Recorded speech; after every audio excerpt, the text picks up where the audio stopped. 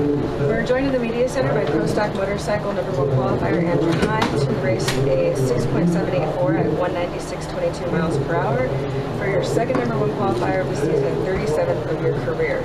Only one run down the racetrack today. How was it? My run was actually really good. It was actually a little lazy off the starting line. We were worried about really cold track and spinning the tire really hard. And that's one issue we've had coming here in the past with 45, 50 degree air is our bikes tend to get a little crazy about 20 feet out, almost smoke the tire like a funny car. So we tamed it down a little bit, and it tamed it down too much. So it could have been a little bit better, but I'm happy to go to the #1 spot. It's been a rough year for me, especially here recently. I know I've been going to a lot of finals, but I've been winning a lot of races on the starting line and just kind of being in the right place, right time kind of situation. So this weekend we came in with some different equipment that we haven't been running in years past, and decided to take a chance because we were struggling with our tune-up the last couple races and nothing was working right. So we totally revamped the motorcycles, came out here, and I wasn't even sure if I was going to go down the racetrack. I did all the wiring on Tuesday and Wednesday on the motorcycles and did some dynoing and changed a bunch of things. But my big concern was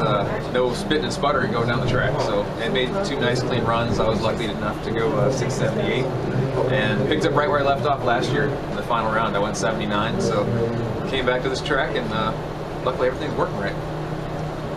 You entered with just a 2-point advantage by going #1, getting the bonus points, getting the regular qualifying points, and the two closest pursuers not doing very well. You've kind of built a cushion for yourself. How important was that? That could be huge in the long run. All these little points have come down to, every single round of qualifying. Championships have come down to just a couple points here in the last few years. Going back the last 7-8 years since the little points were implemented. So the 10 points I picked up today on my next closest rival there, it could be huge coming down the road. So like you said, it's 3 I got for that round, and Angel's the one chasing me. She didn't get any, and she gets 1 qualifying point, and I get 8. So it's a big deal. It's half a round, and it could keep the way her bike's been running. Those little ones could keep me out front just a little bit. You never know. But I'm gonna take it right now and run with it. It was nice to bring my Harley here and make a nice, clean, straight run, and it obviously puts up a big time when it goes down the track nice and straight. I know you'd like to have had 4 qualifying runs, but when they actually canceled the second run today, was there almost a breathe of relief to not have to go down that track in the conditions? No, not really. No, I felt really good with what the NHRA was doing. They really took their time and prepped the track before the motorcycles for that first session. So we could see that they took the extra care and made sure that we were going to have the best track possible. I know some of the Pro Stock cars were spinning. I wasn't going to be concerned about the track they were going to give us. The Safety Safari does such a great job. Every track we go to, I really admire what they do for us to make sure we have a safe facility to race at. So I want another run just to tune on it some more. I think I could have found a little bit more speed. ET was good. It ran a little soft in high gear, so we might have been able to go a mid 197, almost 198 out there, and maybe increase the ET a little bit more with that. So we'll stick that same tune-up in there tomorrow. I think the weather conditions are going to be close to the same, and take a gamble with it. We've got a good battle here with Chip coming up. He's waxed me the last couple times he raced. He hadn't beat me the last 12 years to the last 2 races, and he's handed me a sent me pack in those last couple days. So we'll see what happens. And also someone who's close to in points with Chip. Yeah, absolutely. So that gives you an opportunity to have take a huge advantage over him. The way this field stacked up with it being one session and people being scattered throughout the field, it set up the countdown contenders in a really interesting fashion. Who does Eddie have? Eddie's got Angel. Oh, there you go. So we got 4 of the top 5 bikes are racing each other in the first round. So this is gonna be a turning point for the countdown, and hopefully it comes out on our side. And about the equipment change, can you be more specific? I cannot be more specific. There are different components on our motorcycle that are not on our last race. So, that's about all you're gonna get out of it. So. All right.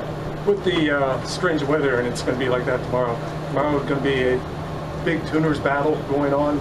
It's going to really rely on tuning to try and get the bikes down to the track. Yeah, tuning on the starting line is going to be crucial because we don't race on tracks like this very often. So it's a totally different animal with the starting line being cold and super sticky. It's a different kind of pliable rubber out there.